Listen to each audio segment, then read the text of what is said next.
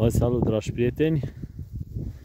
Având în vedere condițiile climatice care nu sunt tocmai favorabile și nu putem deschide stupii, m-am gândit să fac o capcană, poate în caz de ceva măcar liniștit. Am luat un podișor, exact pentru 10 rame. Aici am pus o plasă cu care am acoperit o stupii și propolizată, o ramă mai rea de 1x2. Am pus o folie să aibă pentru intemperii.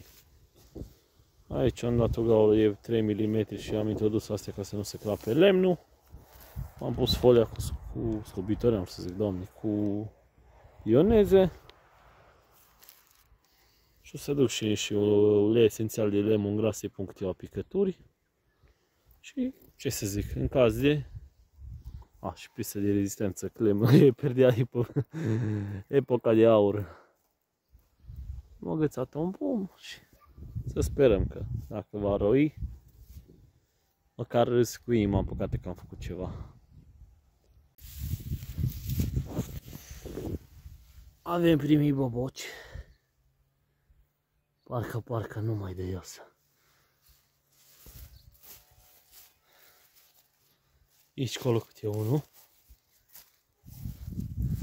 Da, am toată convingerea că de aici încolo o să fie brici treaba. Uite și aici unul. Treaba e bună.